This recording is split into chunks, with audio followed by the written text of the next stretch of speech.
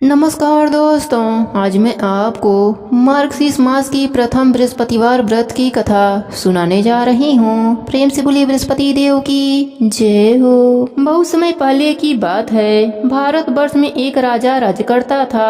वह अति प्रतापी एवं दानी था। वह प्रतिदिन मंदिर में भगवत दर्शन करने जाता था। गुरु ब्राह्मण की सेवा भी किया करता था। उसके द्वार से कोई भी याचक निराश नहीं लौटते थे। वह प्रत्येक गुरुवार का व्रत रखता और पूजन करता था। हर दिन गरीबों की मदद करता था। परंतु यह सब बातें उसकी रानी को पसंद नहीं थी। वह न व्रत करती, न किसी को एक भी पैसा दान के रूप में देती। वह राजा को भी ऐसा करने से रोकती थी। यह उस समय की बात है जब राजा शिकार खेलने वन को चले गए। महल में सिर्फ रानी और दासी थी। उस समय गुरु बृहस्पति साधु का रूप धारण कर राजा के दरवाजे पर भिक्षा मांगने आए। साधु ने रानी से भिक्षा मांगी तो वह कहने लगी, हे साधु महाराज, मैं इस दान पुण्य से तंग आ गई हूँ। इस काम के लिए मेरे पतिदेव ही बहुत हैं। अब आप ऐसी कृपा करें कि यह सारा धन नष्ट हो जाए ताकि मैं आराम से रह सकूं। साधु का भेष धरे बृहस्पति देव ने कहा, हे देवी, तुम बड़ी विचित्र हो। संतान और धन से कोई भी दुखी नहीं होता, सभी इसे चाहते हैं। पापी भी पुत्र और धन की इच्छा करता है। अगर तुम्हारे पास धन बहुत है तो भूखे मनुष्यों को भोजन कराओ, ब्राह्मणों को दान दो, प्याऊ लगवाओ, धर्मशालाएं बनवाओ, कुआं, तालाब, बावड़ी, बाग बगीचे आदि बनवाओ तथा निर्धनों की कुंवारी कन्याओं का विवाह कराओ। साथ ही यज्ञ आदि करो। इस प्रकार के कर्मों से आपके कुल का एवं आपका नाम लोक परलोक में प्रसिद्ध होगा एवं तुम्हें स्वर्ग लोक की प्राप्ति होगी। किंतु वह मूर्ख रानी साधु की इन बातों से खुश नहीं हुई। वह बोली, हे साधु महाराज, मुझे ऐसी संपत्ति की आवश्यकता नहीं जो मेरे काम न आवे तथा जिनको अन्य मैं लोगों को दान दूं, जिसको रखने और संभालने में ही सारा समय नष्ट हो जाए। साधु ने रानी को समझाने का बहुत प्रयास किया, परंतु रानी अपने बात पर अड़ी रही। तब साधु ने कहा, हे देवी, यदि तुम्हारी ऐसी इच्छा है तो जैसा मैं तुम्हें बताता हूँ तुम वैसा ही करना। बृहस्पतिवार के दिन गोबर से घर को लीपना, अपने केसों को पीली मिट्टी से धोना, केसों को धोते समय स्नान करना, राजा से कहना कि वह भी हजामत बनवाए, भोजन में मांस मदिरा खाना, कपड़े धोबी के वहाँ धुलने को देना। इस तरह 7 बृहस्पतिवार निरंतर करने से तुम्हारा सब धन नष्ट हो जाएगा। ऐसा कहकर साधु रूपी बृहस्पति देव अंतर ध्यान हो गए। रानी ने साधु के कहे अनुसार ही 7 बृहस्पतिवार वैसा ही करने का विचार किया। साधु के बताए अनुसार करते हुए उसे केवल 3 बृहस्पतिवार ही बीते थे कि उसकी समस्त धन संपत्ति नष्ट हो गई। भोजन के लिए भी परिवार तरसने लगा तथा सांसारिक भोगों से दुखी रहने लगा। इस प्रकार के अभावग्रस्त जीवन से तंग आकर एक बार राजा रानी से कहने लगा कि हे रानी, तुम यहाँ पर रहो, मैं दूसरे देश को जाता हूँ, क्योंकि यहाँ पर मुझे सभी मनुष्य जानते हैं, इसलिए मैं यहाँ कोई कार्य नहीं कर सकता। देश चोरी परदेश भीख के समान है। ऐसा कहकर राजा परदेश को चला गया। वहाँ जंगल से लकड़ी काट कर लाता, उन्हें शहर में बेचकर अपना जीवन यापन करने लगा। राजा के जाने के पश्चात इधर उसके बिना रानी और दासियां दुखी रहने लगीं। किसी दिन भोजन मिलता तो किसी दिन जल पीकर ही रहना पड़ता था। एक समय रानी और दासियों को 7 दिन बिना भोजन के व्यतीत हो गए तो रानी अपने दासी से बोली, हे दासी, यहाँ पास ही के नगर में मेरी बहन रहती है जो बहुत धनवान है। तू उसके पास जा, वहाँ से 5 शेर बेझर मांग कर ला, जिससे कुछ समय के लिए गुजर बसर हो जाएगी। दासी उसकी बहन के पास गई। बृहस्पतिवार का दिन था। रानी की बहन उस समय ध्यान मग्न होकर पूजा कर रही थी। दासी ने रानी की बहन से कहा, हे रानी, मुझे आपके पास आपकी बहन ने भेजा है, मुझे 5 शेर बेझर दे दो। दासी ने अपनी बात अनेक बार कही, परंतु रानी की बहन ने कोई उत्तर नहीं दिया, क्योंकि वह उस समय बृहस्पतिवार की कथा सुन रही थी। रानी की बहन से जब दासी को कोई उत्तर नहीं मिला तो वह अति दुखी हुई। उसे क्रोध भी बहुत आया। लौटकर वह रानी से बोली, हे रानी, आपकी बहन बहुत धनी स्त्री है, परंतु वह बहुत घमंडी भी है। वह छोटे लोगों से बात भी नहीं करती। 5 शेर बेझर देने के लिए मैंने उससे बहुत कहा, परंतु उसने कोई उत्तर नहीं दिया। इस प्रकार मुझे निराश एवं खाली हाथ लौटना पड़ा। रानी बोली, हे दासी, इसमें मेरी बहन का किसी भी प्रकार से कोई दोष नहीं है। जब बुरे दिन आते हैं तब कोई सहारा नहीं देता, अपने पराये हो जाते हैं। अच्छे बुरे का ज्ञान विपत्ति में होती है। जो ईश्वर की इच्छा होगी वही होगा। यह सब हमारे भाग्य का दोष है। उधर पूजा समाप्त होने के पश्चात रानी की बहन ने सोचा कि मेरी बहन की दासी आई थी, परंतु मैंने उसे कोई उत्तर नहीं दिया। इससे वह बहुत दुखी हुई होगी। कथा सुनकर तथा विष्णु भगवान का प्रसाद ग्रहण कर वह अपने बहन के घर गई तथा बोली, हे बहन, मैं बृहस्पतिवार का व्रत कर रही थी, तुम्हारी दासी आई, परंतु कथा समाप्त होने से पूर्व न उठते हैं न बोलते हैं, इसलिए मैं नहीं बोली। बताओ, दासी किस कार्य से मेरे पास आई थी? रानी बोली, बहन, हमारे घर अनाज नहीं था तथा राजा परदेश गया हुआ है, वैसे तुमसे कोई भी बात छिपी नहीं है, इस कारण मैंने दासी को तुम्हारे पास 5 सेर बेझर लेने के लिए भेजा था। इस पर रानी की बहन बोली, हे बहन, बृहस्पति भगवान सबको मनवांछित फल देते हैं, देखो शायद तुम्हारे घर के किसी कोने में अनाज रखा हो। यह सुनकर रानी की दासी घर के अंदर गई तो वहाँ एक घड़ा बेझर का भरा हुआ मिला। उसे बड़ा आश्चर्य हुआ, क्योंकि उसके अनुसार घर का एक एक बर्तन अन्न से खाली था। उसने बाहर आकर रानी को सारा वृतांत सुनाया। दासी अपने रानी से कहने लगी, हे रानी, देखो, वैसे भी हमको जब अन्न नहीं मिलता तो वह भी व्रत के समान ही होता है। अगर इनसे व्रत की विधि तथा कथा पूछ ली जाए तो बृहस्पतिवार का व्रत हम भी कर लिया करेंगे। और फिर दासी के कहने पर रानी ने अपने बहन से बृहस्पतिवार व्रत, पूजन विधि एवं नियमों के बारे में विस्तार से पूछा।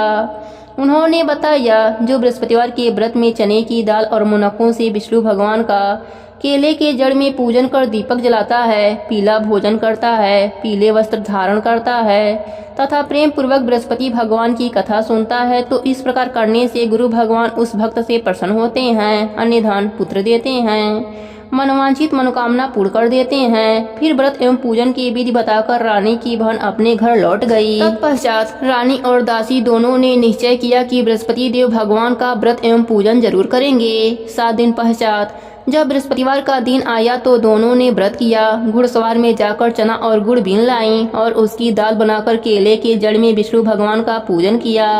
अब पीला भोजन कहाँ से आए, यह सोचकर दोनों बड़ी दुखी हुई, परंतु उन्होंने व्रत किया था, इसलिए बृहस्पति देव भगवान उनसे प्रसन्न थे।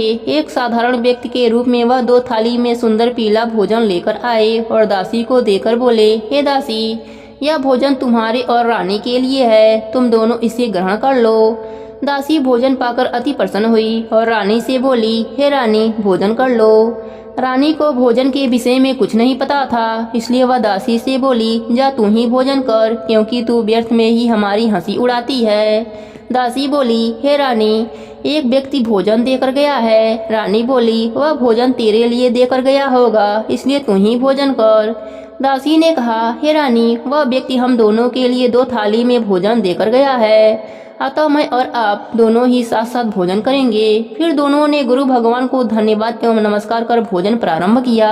उसके बाद दोनों प्रत्येक बृहस्पतिवार को गुरु भगवान का व्रत एवं पूजन करने लगी। बृहस्पति भगवान की कृपा से उन दोनों को भोजन एवं धन की कमी दूर हो गई, परंतु रानी फिर के पहले की तरह आलस करने लगी। तब दासी ने कहा, हे रानी, आप पहले भी इसी प्रकार आलस करती थीं। आपको धन संभालने एवं दान देने में कष्ट होता था, इसी कारण सभी धन नष्ट हो गए और हमारी ऐसी दुर्दशा हो गई। अब गुरु भगवान की कृपा से धन मिला है तो आपको फिर से आलस हो रहा है। बड़े कष्टों के बाद आपने यह धन पाया है, इसलिए आपको दान पुण्य करना चाहिए। भूखे मनुष्यों को भोजन कराओ, ब्राह्मणों को दान दो, प्याऊ लगवाओ, कुआं, तालाब, बावड़ी आदि का निर्माण कराओ, कुंवारी कन्याओं का विवाह करवाओ, मंदिर पाठशाला बनाकर दान दो। धन को शुभ कार्यों में खर्च करो, जिससे आपके कुल का सम्मान बढ़े तथा आपको स्वर्गलोक की प्राप्ति हो। दासी की बात मानकर रानी इसी प्रकार के कर्म करने प्रारंभ कर दिए। इस प्रकार से उसका काफी यश फैलने लगा। कुछ दिनों के बाद एक दिन रानी और दासी आपस में विचार करने लगी कि न जाने राजा किस दशा में होंगे, उनकी कोई भी खोज खबर नहीं है। रानी राजा की खबर न पाकर उदास रहने लगी। गुरु भगवान से उन्होंने प्रार्थना की और भगवान ने रात्रि में राजा को सपने में दर्शन देकर कहा, हे राजा, उठ, तेरी रानी तुझको याद करती है, अब अपने देश लौट जा। राजा प्रातः काल उठा। वह सोचने लगा कि मैं किस प्रकार रानी के पास खाली हाथ जाऊंगा, मेरे पास तो कुछ भी नहीं। स्त्री जात खाने और पहनने की ही साथी होती हैं। पर प्रभु की आज्ञा मानकर वह अपने नगर को चलने को तैयार हुआ। प्रदेश में राजा बहुत दुखी रहता था। प्रतिदिन जंगल से लकड़ी बीनकर लाता और उन्हें शहर में बेचकर अपने दुखी जीवन को बड़ी कठिनाई से व्यतीत करता था। एक दिन राजा दुखी होकर अपने पुराने दिनों को याद करके रोने लगा। उस जंगल में बृहस्पति देव एक साधु का रूप धरकर आए और राजा से बोले, हे लकड़ियारे, तुम इस बिरयान जंगल में किस चिंता में बैठे हो, मुझे बताओ। यह सुनकर राजा की आंखों में आंसू भर आए और वह साधु को प्रणाम करके बोला, हे प्रभु, आप सब कुछ जानने वाले हैं। इतना कहकर राजा ने साधु को अपनी समस्त व्यथा सुना दी। तब साधु रूप में गुरु भगवान राजा से बोले, हे राजन, तुम्हारी पत्नी ने बृहस्पतिवार के दिन बृहस्पति देव का अपमान किया था, जिसके कारण तुम्हारी यह दुर्दशा हुई है। अब तुम किसी भी प्रकार का चिंता मत करो, भगवान तुम्हें पहले से अधिक धन प्रदान करेंगे। देखो, तुम्हारी पत्नी ने बृहस्पतिवार का व्रत करना आरंभ कर दिया है। अब तुम भी बृहस्पतिवार का व्रत करके चने की दाल व गुड़ जल के लोटे में डालकर केले के जड़ में पूजन करो।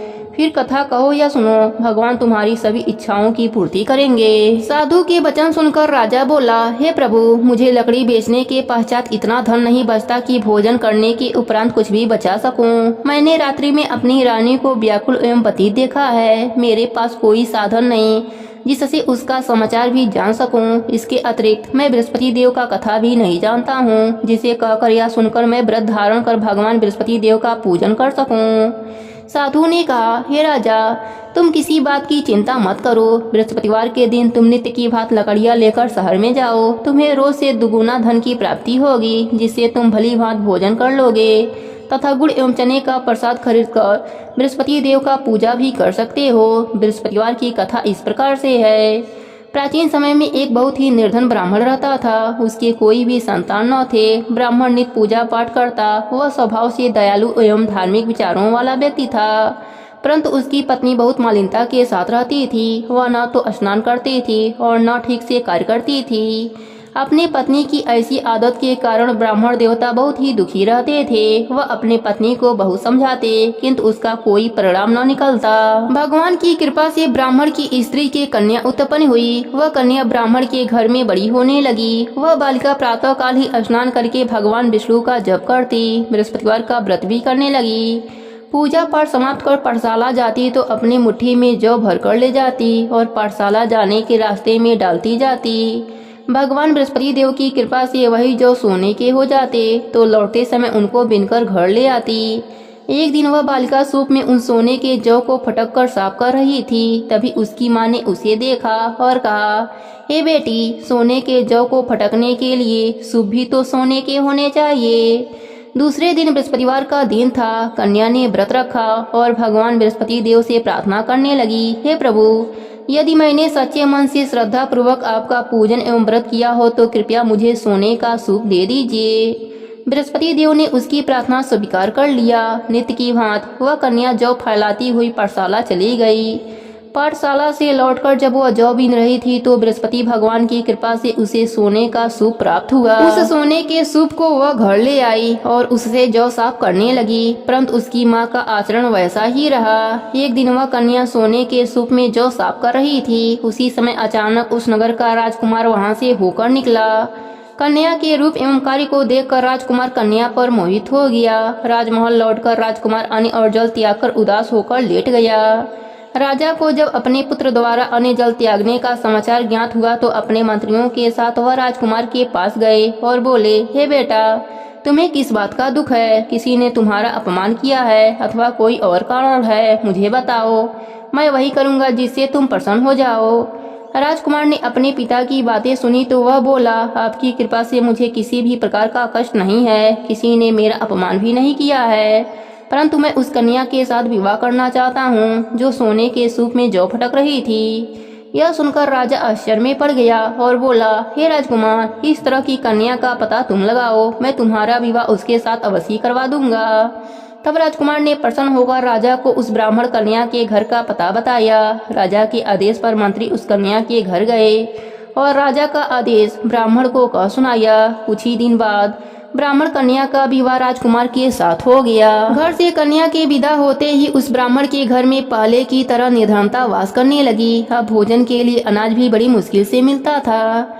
एक दिन दुखी होकर ब्राह्मण देवता अपने बेटी से मिलने गए। बेटी पिता की ऐसी अवस्था को देखकर अत्यंत दुखी हुई और उसने अपनी माँ का समाचार पूछा। ब्राह्मण ने पुत्री को सभी हाल कह सुनाया। पुत्री ने अपने पिता को बहुत सा धन देकर विदा किया। इस प्रकार ब्राह्मण का कुछ समय सुखपूर्वक व्यतीत हुआ, लेकिन धन समाप्त होने के बाद स्थिति पहले की तरह हो गई।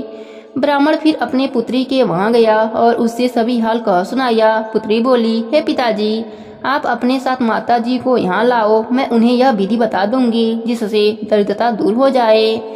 ब्राह्मण देवता अपनी पत्नी को साथ लेकर राजमहल अपनी पुत्री के पास पहुँचे तो पुत्री अपनी माँ को समझाने लगी, हे माँ, तुम सुबह उठकर सर्वप्रथम स्नान आदि करके भगवान विष्णु का पूजन किया करो तो सब निर्धनता दूर हो जाएगी। परंतु उसकी माँ ने उसकी एक न मानी। वह सुबह उठकर सर्वप्रथम अपनी पुत्री का बचा हुआ जूठा खा लेती थी। एक दिन उसकी बेटी को अपने माँ पर बहुत गुस्सा आया। उसने एक रात एक कोठरी से सारा सामान निकलवाकर अपनी माँ को उसमें बंद कर दिया। प्रातः कोठरी से अपने माँ को निकालकर तथा स्नान आदि करा के पूजा पाठ करवाया तो उसकी माँ की बुद्धि ठीक हो गई। इसके बाद वह प्रतिदिन पूजा पाठ करती और प्रत्येक बृहस्पतिवार का व्रत भी रखने लगी। इस व्रत के प्रभाव से उसकी माँ भी अत्यंत धनवान एवं पुत्रवती हो गई और बृहस्पति देवता की कृपा से वृद्धा अवस्था में मृत्यु को प्राप्त कर स्वर्गलोक को गई। वह ब्राह्मण भी सुख पूर्वक इस लोक का सुख भोग कर स्वर्गलोक को प्राप्त हुआ। इस प्रकार कहानी कहकर साधु देवता वहाँ से अंतर्ध्यान हो गए। धीरे धीरे समय बीत गया तथा बृहस्पतिवार का दिन आ गया। लकड़ीहारा रूपी राजा जंगल से लकड़ी काटकर किसी शहर में बेचने गया। आज उसे और दिनों से अधिक धन मिला। राजा ने चना गुड़ आदि लाकर भगवान विष्णु का पूजन किया तथा बृहस्पतिवार का व्रत भी किया। उस दिन से उसके सभी कष्ट दूर हो गए, परंतु अगले बृहस्पतिवार को वह व्रत करना भूल गया। इस कारण बृहस्पति भगवान उससे रुष्ट हो गए। उस दिन उस नगर के राजा ने विशाल यज्ञ का आयोजन किया तथा अपने समस्त राज्य में घोषणा करा दी कि किसी भी मनुष्य अपने घर में भोजन न बनावे और आग न जलावे। सब लोग मेरे वहाँ भोजन करने आवे। इस आज्ञा को जो नहीं मानेगा उसको सूली पर लटका दिया जाएगा। राजा की आज्ञा अनुसार राज्य के सभी निवासी राजा के भोज में सम्मिलित होने गए, परंतु लकड़ीहारा कुछ विलम्ब से पहुंचा, इसलिए राजा उसको भोजन कराने अपने साथ महल में ले गए। जब राजा लकड़ीहारे को भोजन करा रहे थे तो रानी की दृष्टि उस खूंटी पर पड़ी जिस पर उनका 9 लखा हार टंगा हुआ था। उसे हार खूंटी पर लटका दिखाई नहीं दिया। रानी को निश्चय हो गया कि मेरा हार इस लकड़ीहारे ने चुरा लिया है। उसी समय रानी की जिद पर राजा ने सैनिक बुलाकर लकड़ीहारे को जेल में डलवा दिया। जेल खाने में बंद हुआ लकड़ीहारा बहुत दुखी होकर विचार करने लगा कि न जाने कौन से पूर्व जन्म के कुकर्म से मुझे यह दुख प्राप्त हुआ है। जेल में बंद लकड़ीहारा भगवान बृहस्पति देव को याद करके रोने लगा। तत्काल बृहस्पति देव साधु के रूप में प्रकट हो गए और उसकी दशा देखकर कहने लगे, अरे मूर्ख, तू बृहस्पतिवार को बृहस्पति देव की पूजा करना एवं व्रत करना भूल गया, इसी कारण तुझे दुख प्राप्त हुआ है। अब किसी भी प्रकार का चिंता मत कर। बृहस्पतिवार के दिन जेल खाने के दरवाजे पर तुझे 4 पैसे पड़े मिलेंगे, तो उन पैसों से प्रसाद मंगाना, भगवान बृहस्पति देव का पूजन करना एवं कथा कहना, कथा का प्रसाद स्वयं भी ग्रहण करना तथा दूसरों को भी खिलाना। इस प्रकार करने से तुम्हारे सभी कष्ट दूर हो जाएंगे। अगले बृहस्पतिवार राजा को जेल के द्वार पर 4 पैसे पड़े मिले। राजा ने पूजा का सामान मंगाकर कथा कही और प्रसाद बांटा। उसी रात बृहस्पति देव ने उस नगर के राजा को सपने में दर्शन देकर कहा, हे राजा, तूने जिस आदमी को जेल खाने में बंद कर रखा है वह निर्दोष है, वह राजा है, उसे छोड़ दो। रानी का 9 लखा हार उसी खूंटी पर टंगा हुआ है। अगर तू ऐसा नहीं करेगा तो मैं तेरे को नष्ट कर दूंगा। राजा सुबह उठा और खूंटी पर हाथ टंगा देखकर लकड़ीहारे को बुलाकर उससे क्षमा याचना की तथा राजा के योग्य सुंदर वस्त्र आभूषण भेंट कर उसे विदा किया। बृहस्पति देव की आज्ञा अनुसार राजा अपने नगर को चल दिया। जब वह नगर के निकट पहुंचा तो उसे बहुत आश्चर्य हुआ। वहां पाले से अधिक तालाब, बाग और कुएं तथा बहुत सी धर्मशालाएं, मंदिर आदि बने हुए थे। राजा ने जब नगरवासियों से पूछा कि यह बाग, तालाब, धर्मशालाएं एवं कुएं किसके द्वारा बनवाए गए हैं, तब नगर के सब लोग कहने लगे कि यह सब रानी और दासी के द्वारा बनवाए गए हैं। राजा को बहुत आश्चर्य हुआ, परंतु क्रोध भी बहुत आया। तब रानी ने यह खबर सुनी कि राजा आ रहे हैं तो उसने दासी से कहा कि हे दासी, देख, राजा हमें अति दीन अवस्था में छोड़कर गए थे। वह हमारी ऐसी हालत देखकर कहीं द्वार से ही न लौट जाएं, इसलिए तू द्वार पर जाकर खड़ी हो जा। रानी की आज्ञा अनुसार दासी दरवाजे पर जाकर खड़ी हो गई। जब राजा आए तो उन्हें अपने साथ महल में लिवा आई। तब राजा क्रोध करके अपनी तलवार निकाली तथा रानी से पूछा, बताओ, इतना धन तुम्हें किस प्रकार से प्राप्त हुआ है। तब रानी ने बताया कि हमें यह सब धन बृहस्पति देव के व्रत के प्रभाव से प्राप्त हुआ है। अब राजा ने निश्चय किया कि 7 दिन के बाद तो सभी बृहस्पति देव का पूजन करते हैं। परंतु मैं प्रतिदिन दिन में 3 बार कथा कहा करूँगा और नित्य व्रत किया करूँगा। अब हर समय राजा के दुपट्टे में चने की दाल बधी रहती तथा दिन में 3 बार कथा कहता था। ऐसे ही एक दिन राजा ने विचार किया कि चलो अपने बहन के यहाँ हो आऊं। ऐसा निश्चय कर राजा घोड़े पर सवार होकर अपने बहन के वहाँ चल दिया। मार्ग में उसने देखा कि कुछ आदमी एक मुर्दे को लिए जा रहे हैं। उन्हें रोककर वह कहने लगा, अरे भाइयों, कुछ देर मेरी बृहस्पति देव की कथा सुन लो। वे बोले, लो, हमारा तो आदमी मर गया है, इसकी अपनी कथा की पड़ी है। परंतु कुछ आदमी बोले, अच्छा कहो, हम तुम्हारी कथा भी सुनेंगे। राजा ने दाल निकाली और कथा करनी शुरू कर दी। जब कथा आधी हो गई तो मुर्दा हिलने लगा और जब कथा समाप्त हुई तो राम राम करके वह मुर्दा उठ बैठा। राजा आगे चला। उसे चलते चलते शाम हो गई। आगे मार्ग में उसे एक किसान खेत में हल चलाता हुआ मिला। राजा उससे बोला, अरे भैया, तुम मेरी बृहस्पतिवार की कथा सुन लो। किसान बोला, जब तक तेरी कथा सुनूंगा तब तक 4 हरैया जोत लूंगा। जाओ भैया, अपनी कथा किसी और को सुनाना। राजा आगे चलने लगा। राजा के हटते ही किसान के बैल पछाड़ खाकर गिर गए और किसान के पेट में बहुत तेज दर्द होने लगा। उसी समय किसान की माँ रोटी लेकर आई। उसने जब यह देखा तो अपने पुत्र से सारा हाल पूछा। बेटे ने सारा हाल बता दिया। किसान की माँ दौड़ी दौड़ी घोड़े पर सवार राजा के पास गई और उससे बोली, मैं तेरी कथा सुनूंगी, तू अपनी कथा मेरे खेत पर ही चलकर कहना। राजा ने लौटकर किसान के खेत पर जाकर कथा कही, जिसे सुनते ही बैल खड़े हो गए तथा किसान के पेट का दर्द भी बंद हो गया। फिर राजा अपनी बहन के घर पहुंचा।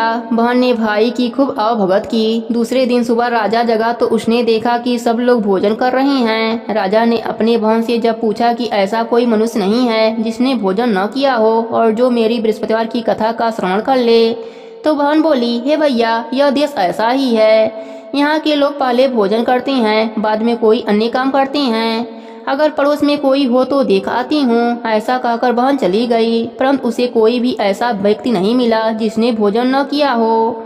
वह एक कुम्हार के घर गई जिसका लड़का बीमार था। उसे यह भी पता चला कि उसके वहाँ 3 दिन से किसी ने भोजन नहीं किया है। राजा की बहन ने अपने भाई की कथा सुनने के लिए कुम्हार से आग्रह किया तो वह तैयार हो गया। राजा जाकर बृहस्पतिवार की कथा कही, जिसको सुनकर कुम्हार का लड़का ठीक हो गया। अब तो राजा की हर ओर प्रशंसा होने लगी। कुछ दिन के बाद एक दिन राजा ने अपने बहन से कहा, हे बहन, मैं अपने घर जाऊंगा, तुम भी तैयार हो जाओ।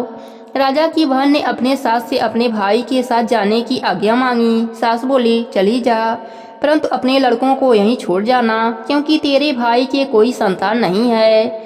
बहन ने भाई से कहा, हे भैया, मैं तो चलूंगी, परंतु कोई बालक नहीं जाएंगे। राजा ने कहा, जब कोई बालक साथ नहीं चलेगा तो तुम क्या करोगी चलकर। दुखी मन से राजा अपने नगर को लौट आया। राजा अपनी रानी से बोला, हम निर्वंशी हैं, हमारा मुंह देखना भी धर्म नहीं है। वह उदास होकर बिना भोजन किए सैया पर लेट गया। रानी बोली, हे प्रभु, भगवान बृहस्पति देव ने हमें सब कुछ दिया है, वे हमें संतान भी अवश्य देंगे। उसी रात बृहस्पति देव ने राजा को सपने में दर्शन देकर कहा, हे राजा, उठ, सभी सोच त्याग दे, तेरी रानी गर्भवती है। राजा को यह जानकर अति प्रशंसा हुई। 9वें महीने रानी के गर्भ से एक सुंदर पुत्र रूपी रत्न पैदा हुआ। तब राजा बोला, हे रानी, स्त्री बिना भोजन के रह सकती है, परंतु बिना कहे नहीं रह सकती। जब मेरी बहन आवे तो तुम उससे कुछ मत कहना। रानी ने हाँ कह दिया और जब राजा की बहन ने यह शुभ समाचार सुना तो वह अति प्रसन्न हुई तथा बधाई लेकर अपने भाई के वहां आई।